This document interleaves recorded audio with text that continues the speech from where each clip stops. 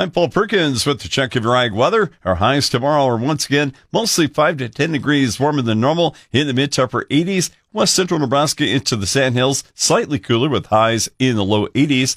Thunderstorms likely to develop near a cold front across the Sandhills late tomorrow afternoon and track to the east and southeast. Late tomorrow afternoon through midnight, we do have a marginal risk of severe storms, level 1 of 5 for areas along and west of the line from Norfolk to Grand Island, Alma, Phillipsburg, and Hill City. Main threats are hail as large as $0.5 and wind gust up to 60.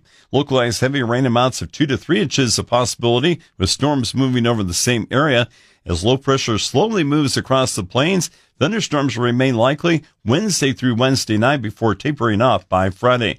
The unsettled weather leads to cooler highs Wednesday through Friday in the upper 60s to the mid 70s. The weekend is dry, highs in the 70s on Saturday, warm slightly to around 80 on Sunday.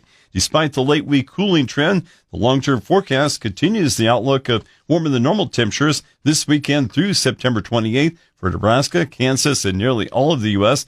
Above normal rainfall is indicated for Nebraska and Kansas this weekend through September 28th. Higher rain chances for southern Nebraska into Kansas this weekend through early next week.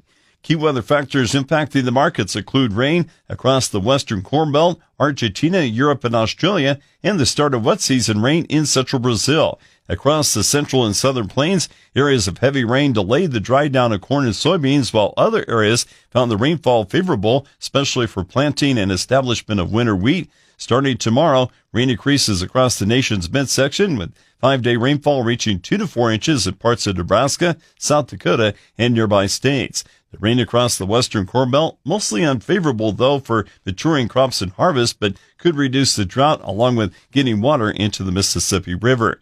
Mostly dry weather prevails the next 5 days in several areas, including the Pacific Northwest to the northern Great Basin and the Ohio Valley into much of New England. A northwestern U.S. cool spell is short-lived, with warmer air returning as the week progresses. Later in the week, any lingering cool air is mostly limited to the northern U.S.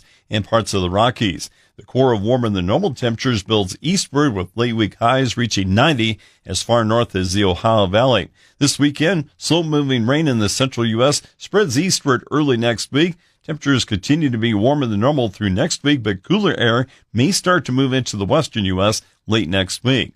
European rain over the last month has favored filling summer crops and planting of winter crops, but southern locations like Spain, Italy, and the southeast could use more rainfall.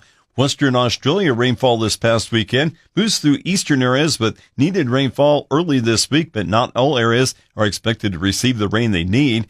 In Argentina, rain in the middle of this week further increases soil moisture for corn and sunflower planting, but many producers are likely to delay planting until the threat of frost passes after early next week. Towards central Brazil, rain this weekend and early next week could be the start of wet season rain, but may only be a few days early. Central Brazil producers may still wait on the start of planting until rainfall becomes more consistent next month.